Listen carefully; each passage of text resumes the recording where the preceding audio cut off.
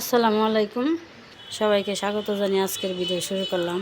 বন্ধুরা, এখানে আমি কিছু দেশি লতি নিছি, কচুর লতি, এই যে সুন্দর করে বাইছা নিছি। এখন আমি একটু গরম পানি দিয়ে ধুয়ে নেব, তারপরে এই লতি দিয়ে চিংড়ি মাছ দিয়ে রান্না করব। সবাই দেখতে থাকো কীভাবে রান্না করি। আর কে কোথায় থেকে ভিডিওটা দেখতেছো অবশ্যই একটা কমেন্টে জানিয়ে যাবে। এখানে নিছি আমি কিছু দেশি চিংড়ি মাছ, এই চিংড়ি মাছগুলো দিয়েই দেশি লতি রান্না করব। আর এখানে নিচ্ছি আমি রসুন ছইলে নিচ্ছি, পেঁয়াজ কেটে নিচ্ছি, কাঁচামরিচ কেটে। এই পেঁয়াজ, রসুন, কাঁচামরিচ এগুলো সব আমি একটা বাটিতে নিয়ে নিছি।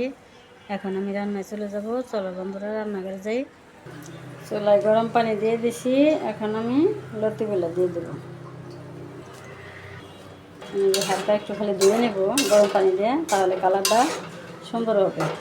এই যে গরম পানি দিয়ে ধুয়ে নিলাম। এখন আমি একটা ছাঁকনিতে ছেঁকে নেব পানিটা। চুলা একটা কড়াই বসিয়ে দিছি, এখন তেল দিয়ে দিলাম। এখন দিয়ে দিলাম রসুন, দিয়ে দিলাম পেঁয়াজ, দিয়ে দিলাম কাঁচামরিচ। এখন আমি নেড়ে চেড়ে দেবো। গ্যাসের জন্য পাতলা কড়াইতে দিছি, গ্যাসের এত অভাব। দিয়ে দিলাম একটু আদা রসুন বাটা, হলুদ গুঁড়ো দিয়ে দিলাম, ধনিয়া গুঁড়ো দিয়ে দিলাম, মরিচ গুঁড়ো দিয়ে দিলাম, স্বাদ মতো লবণ দিয়ে দিলাম। এখন আমি একটু কষিয়ে নেব মশলা। এখন দিয়ে দেব চিংড়ি মাছ। এখন চিংড়ি মাছ দিয়ে ভালো করে কষিয়ে নেব।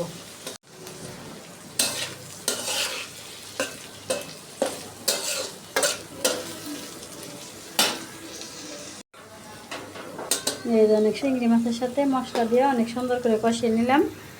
এখন আমি লতিগুলো দিয়ে দেবো। লতিগুলো এখন দিয়ে দিলাম। এখন আমি ভালো করে নেড়ে চেড়ে বাজিটা করে নেব।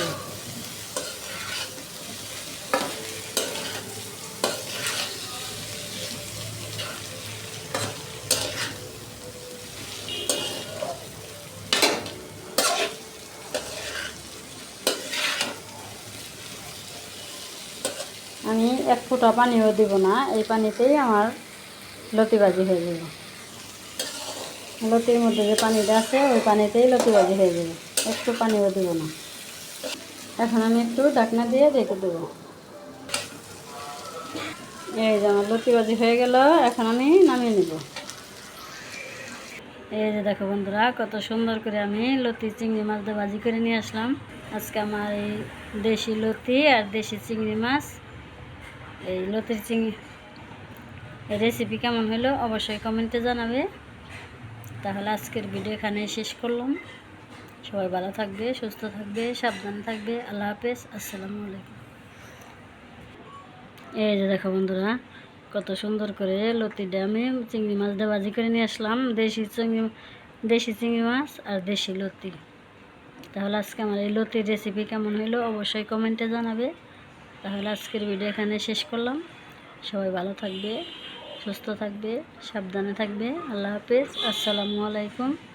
পুরো ভিডিও দেখার জন্য সবাইকে অনেক অনেক ধন্যবাদ।